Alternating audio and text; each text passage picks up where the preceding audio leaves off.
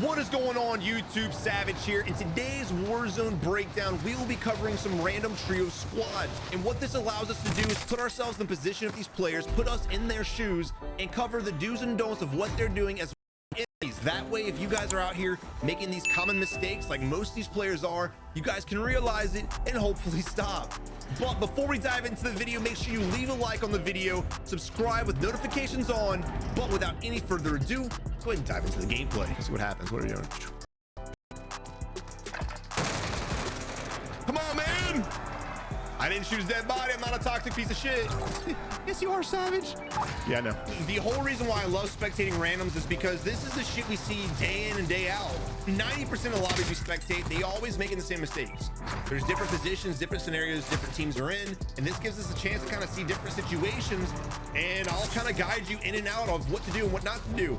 But here we are spectating Salisbury, who is an unfortunate 1v 121 players, and he's going for the chopper. All right, here we are going for the supply run. And again, most wanted bounties are awesome, especially in trios and quads. But because it's still early game and a lot of players haven't got their loadout, I'm definitely 100% the idea of going. Oh shit, going for supply runs now. However, there's a loadout drop that just been bought back, and it doesn't look like he's seen. Doesn't look like he's even noticed it because he's about to land on this bitch. Fatality in 3, 2, 1. No, y'all saw the red smoke too, right? And all those weapons. Yeah, there it is. There it is. If he was able to get out of there, that would have been Pog. I was not expecting him to, but I'm. Oh no. Oh no. What is the second player doing? No. Go away. Get away from here. Get Kalsa back the hell up, dude. What are you doing? What are you daring? You're gonna go down there and 1v3 these guys with a pistol, fam? No. What you need to be doing is look at the map. Where do I want to go? Go to one of bounty, maybe. Try your luck there. Or maybe another supply run. I'm definitely for the supply runs, but man, that was just unlucky. Dude, he literally had a supply run right next to where someone just bought a loadout. Now, what he should have done in the helicopter was just fly away and come back, right? But here right now, going to the vehicle, not against that, honestly. The only problem, oh, there he is again. Wow. The only problem is because we're landing so far from here and we're in a vehicle, we pop up on the mini map for other players. So as we're driving here, if there is a player or squad in here, they're gonna know we're here and they're gonna take us out. Now, the benefit to grabbing the vehicle is we don't have to walk on foot. So that's always a huge plus. If I'm doing supply runs, I'm gonna try my hardest to get a vehicle. Now here we are again, getting sidetracked, bro. We got 2 teammates down. We need to get shit. I understand you need a gun. Grab a gun and go. Now a lot of people might be like, Savage, maybe he's trying to get some money, blah blah blah, and that's understandable. But again, we just landed next to a squad. They saw us take the vehicle over here. I would imagine they're paying attention to their map. They might, if they're aggressive, they might come for us. Now, luckily, we do have enough money to get a second squad mate back. Definitely seems like the better idea. All right, so we got the supply run now, and we've got to make our way even further past these salt mines. I miss when they called this bitch quarry. Now, taking the vehicle through here is not the decision I would make. I would take my way up here, make my way around the hill, and then go this way. You're gonna have to go up the hill regardless. Plus, going through here,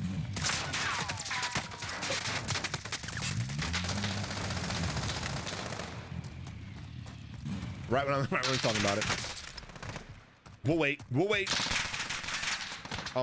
Again, like I was saying, I would have taken the vehicle instantly up the hill, driven up here because it's safer. And it's out of the way of enemies. You know damn well. Oh, he died. Weird. You know damn well that there's gonna be other players here. We already saw a full squad. He even saw a full squad as we landed on that vehicle initially. And then he's like, you know what? I'm just gonna drop this salt mine. Nothing bad's ever gonna happen. But then he proceeds to make another mistake. He jumps out at this buy station. Why? Your boy had a supply run to this buy station. Dude, just drive up, go over here, buy your teammate back for free, and then buy out your second teammate, and then you're gonna go. Why would you stop at this one? That's a known hot area.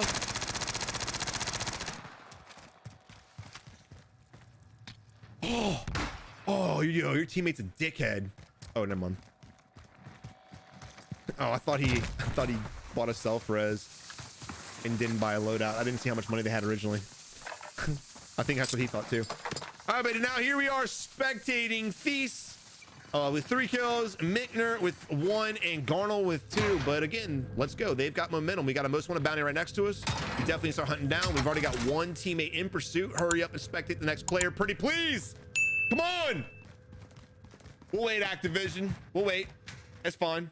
Here we are. Now we're in pursuit of homeboy with the most wanted bounty. Now, because of the distance that the enemy is, I like the fact that we're scanning, but there's no reason to stop an ADS. He's gonna get the Bertha. There's no reason to stop an ADS. We want to catch the enemy fast. Every time that we stop the ADS at the top of the hill, it slows down our movement speed and allows the enemy to get in the Bertha and drive away. So unfortunately, he made the better decision, got in the Bertha and dipped out. And yet we're still in pursuit. At this point, Thieves break away and find another fight. You're not going to get this knock. I'm sorry. I don't care how good of a sniper you are. You're not going to hit that shot. You're just not. We got our loadout. We got a free loadout coming in. That's a free ghost class right there. Landing on the ground level. That's perfect. Everyone needs to instantly make their way. Notice the time it takes people to realize it. He instantly went there. Blue went there a little bit delayed, and orange is worried about something altogether. He is marking like there's enemies over here. Let's see what he's doing. Nope. Never mind. And finally, he makes his way back. Now, guys, this just shows reaction time. The whole point of me pulling up the mini map and showing you guys how long it took orange to realize that there's a loadout drop is because this is what people need to work on. Your decision making, your decisiveness, your reaction time, and just paying attention to shit around you, right? The moment that loadout drop became inbound, if you're not in immediate combat or if you're not an immediate threat, make your way there. This is just wasted time. You got 2 teammates have already got their loadout, and Garnell's finally, late to the party, but he's finally about to get it as well. Especially when we're playing a team-based game mode, you guys want to speed it up. And another reason you guys want to speed it up is so you can stick together, because here we are with Thieves. He's got a 1v2, possibly a 1v3. He's gonna have to take on by himself. Now, he noticed that their first guy, he's separated to the right-hand side, yet we're still, for some reason, there he is in the bush, yet for some reason we were more focused on the guy that was running from us and didn't have an angle on. I would have focused on the guy on the right side that was in the bush, the guy we're shooting at now, instead of trying to track and trace the other enemy. Now, this is a weird thing for the enemy squad to do, is they're splitting up right now. You got one enemy going to the right, 115. You got another enemy going to the north. What this is essentially doing for themselves is just creating a lot of separation. We should be able to capitalize on this, but again, because our teammates are so separated, we've been in this fight for about 60 seconds by ourselves in a 1v2. Over challenging that, there is the other squad mate, and unfortunately, come on, stick the res. Unfortunate. Oh, we are now in a third-party situation. Enemy to your right-hand side, bro. Enemy to your right-hand side, bro.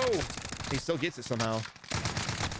So in the situation of this guy right here, Garnell, when you have 2 enemies in your screen and one's looking away and one is looking at you, you got to shoot the guy that's looking at you first. The guy that killed us originally. I'm glad he got the down on the guy in the bush, but again, we were killed before we were able to get to execute, so the trade was not worth. He backs out. All right, but here we are now spectating a whole other squad, Paris and Dickerson. Yeah, in that situation, guys, I understand y'all want to see the self-res. I do get that, but if you're in a team fight and y'all are close together and you feel like you're about to be pushed, don't sit there and wait for your teammate to come finish off your self-res. You just need to go ahead and waste it. That way you can win the fight. I see a lot of times these players will sit there just laying there trying to save their self-res, trying to wait for their teammate, and then their squad mate dies and they're there by themselves. They end up getting killed too. Allow your teammate to save the self-res on you if possible, but don't die for it. Now, here we're slow walking. Now the enemies, I don't know if we've killed them. I'm assuming not, but if they're on the high ground, why are we slow walking out in the open with our right-hand side exposed, our front and inside exposed? Oh wait, we're exposed 360 degrees. We got a vehicle coming up behind us as well, making the way to the buy station. Again, notice how no one's even acknowledging that. We're not turning around and looking at them at all. Enemy jumps out the buy station. No pings go out, so Dickerson has no idea. Finally, there is. So Dickerson had no idea where the enemies were, so he's staring at a whole different direction. But luckily, at the end, his teammate did ping it when he died, but by that point, it's too late. Guys, if you're shooting, ping real quick while you're shooting before you shoot. Let your teammates know exactly where they're at so they can help you in the fight. Now here's the vehicle that pulled up again, paying attention to the mini map. Squad we were spectating didn't notice it, and now these guys didn't notice it as well. Pay attention to your mini map, guys. Look, I've got to just say this. I don't understand what is so complicated about paying attention to the mini map. I understand it's on the side of the screen, but your eyes move fast. All you gotta do is glance. Just glance. If you see red, you want to pay attention. If you don't see red, you're good to go.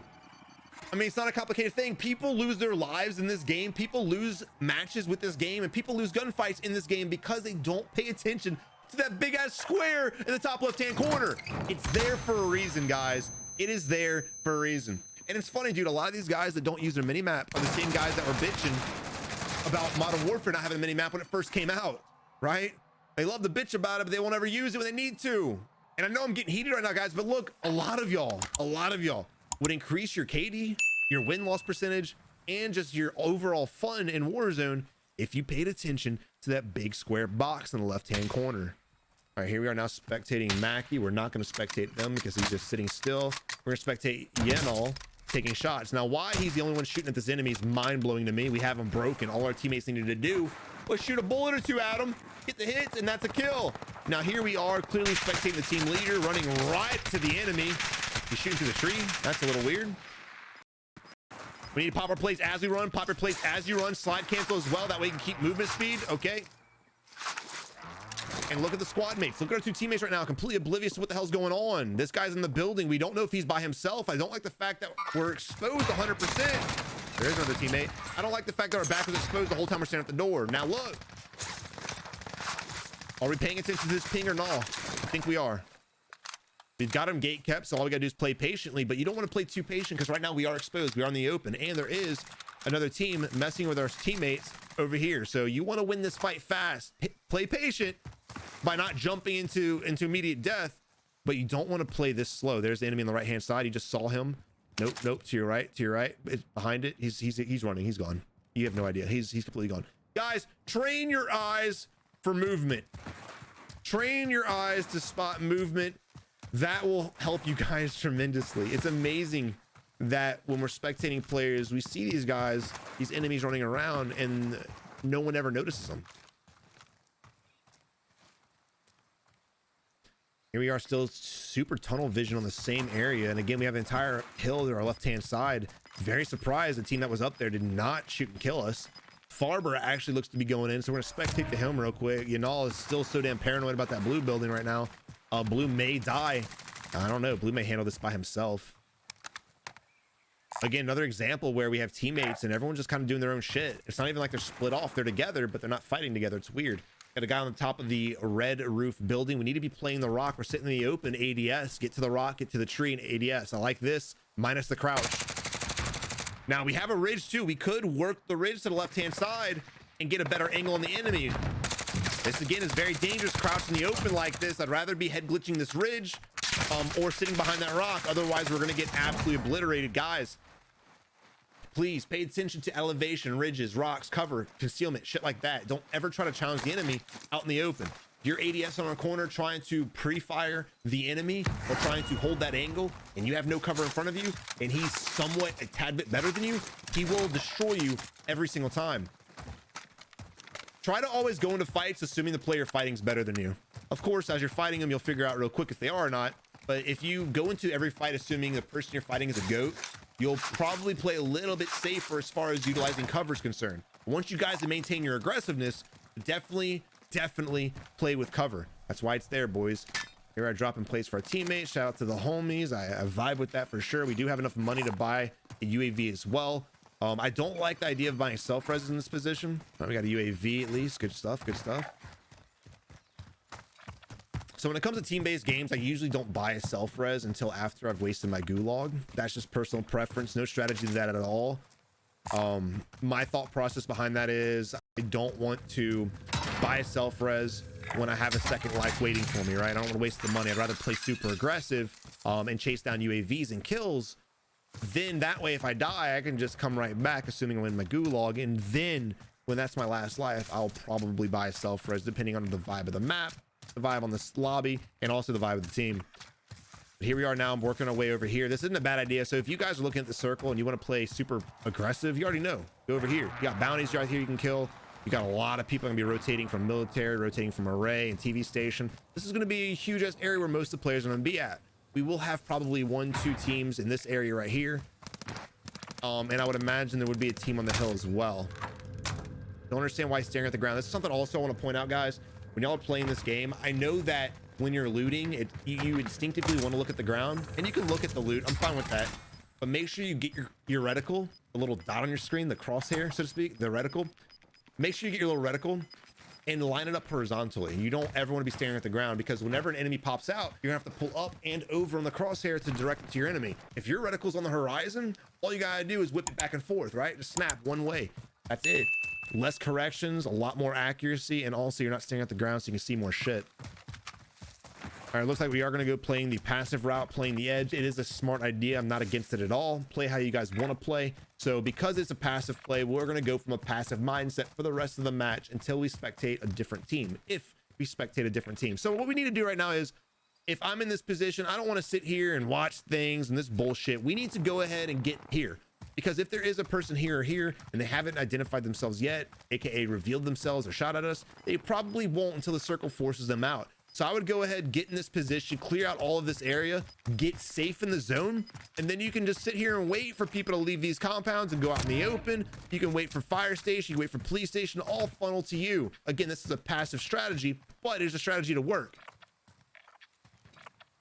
And the reason why I would say I want to go there early is because if we're sitting here and we get fights, blah, blah, blah, well, if there is somebody already rotated safe, because somebody in the server would probably be rotating to the same position, because clearly it's going to be a position to win.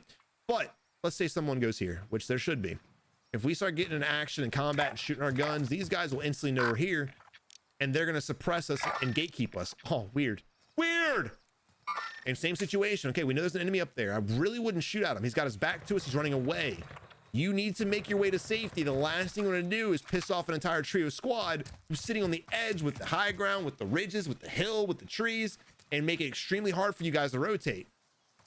Now, Mackie, I don't know exactly what Mackie's thinking in his life. He's level 388, so he's definitely not a rookie when it comes to this, but yeah.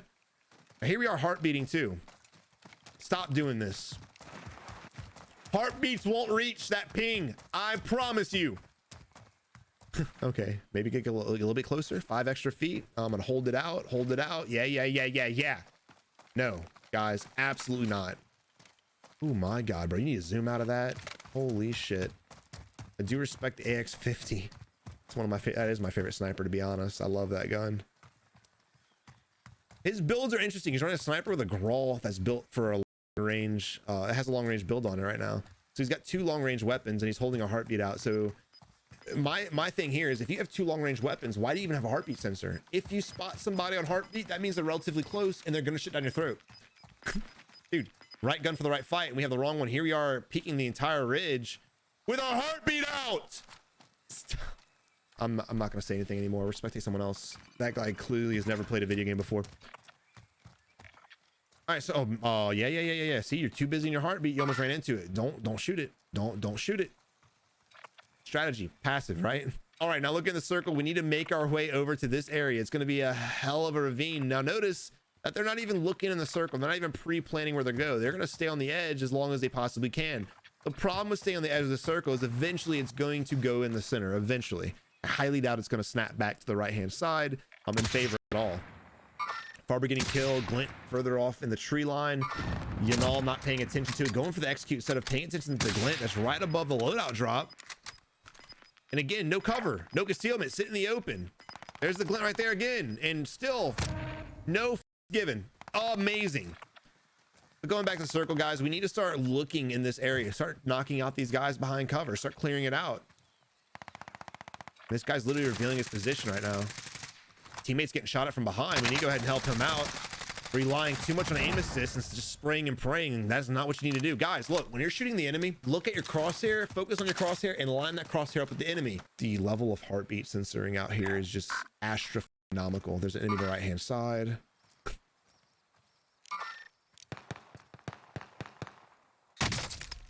Weird.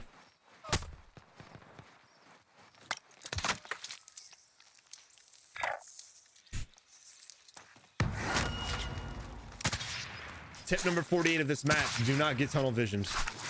Do not live in your scope. Tip number 49. When you live in your scope, you fail to see things around you, which is the reason why he's not seeing the Glint. He's still focused on the same guy he's trying to shoot earlier. His teammates get knocked. Not a single ping is going out. We're not even going for the res. Crawling to go for the res. You gotta kid. You know.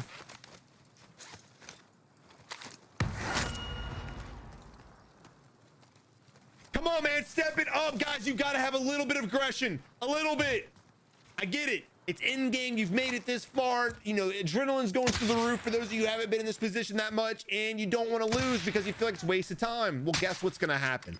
The more passive we play, the less we're doing to effectively clear out this area so we can rotate safely to the next zone, which leaves us open to being gate kept. So playing scared does not work all the time. Stop relying on this super passive gameplay in order to win games.